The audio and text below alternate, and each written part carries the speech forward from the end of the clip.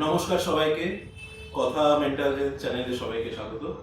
আমি আর অমৃতা দিদি আজকে আছে। তো বাচ্চারা সবাই ভালো আছো? তো আমরা অনেকেই অনেক সময় ভয় পেয়ে যাই, রেগে যাই।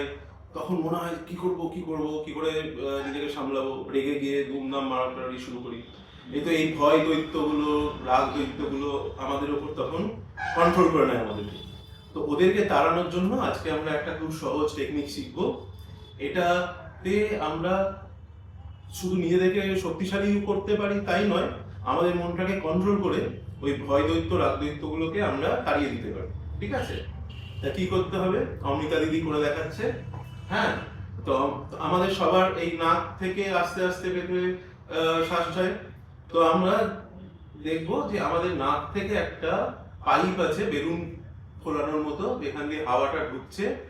তুমি দেখাও তোমার এখান থেকে, নাক থেকে এই গাল দিয়ে, এই গলা দিয়ে, এইখান দিয়ে, মুখ দিয়ে, এই পেটে পেটে একটা লাল রঙের ছোট্ট বেলুন আছে। ওটাকে আমরা আস্তে আস্তে ফোলাবো বেলুনটা। যখন শ্বাস নেব, আবার যখন শ্বাস ছাড়বো, বেলুনটা আস্তে আস্তে চুপসে যাবে। এতে কি হবে, আমাদের শরীরটা আস্তে আস্তে শক্তিশালী হবে, আমাদের মনটা আস্তে আস্তে রিল্যাক্স হবে, আর ভয় দৈত্য আর দৈত্যগুলো পালিয়ে যাবে। তাহলে অমৃতা দিদি শুরু করো। হ্যাঁ, তুমি আস্তে আস্তে শ্বাস নাও, পেটের উপর একটা হাত রাখো, যে বেলুনটা ফুলছে আমরা বুঝতে পারবো।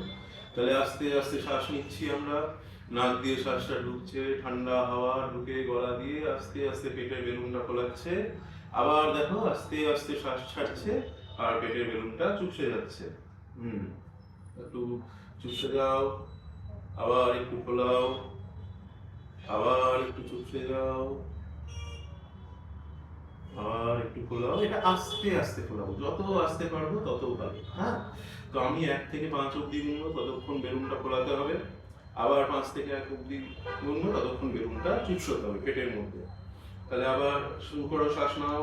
1, 2, 3, 4, 5, ছাড়ো। 5, 4, 3, 2, 1। বেলুনটা চুপসে গেল। আবার বেলুন ফোলাও। 1, 2, 3, 4, 5, ছাড়ো। 5, 4, 3, 2, 1। তো এইভাবে আমরা সবাই বেলুন ফোলাতে খুব ভালোবাসি। তো আমাদের পেটের মধ্যে ছোট্ট লাল বেলুনটাকে আস্তে আস্তে ফোলাবো, আস্তে আস্তে চুপসে। এটা রোজ প্র্যাকটিস করবো, তাহলে আমাদের শরীর স্ট্রং হবে, মন স্ট্রং হবে, ভয় দৈত্য রাগ দৈত্যগুলো পালিয়ে যাবে।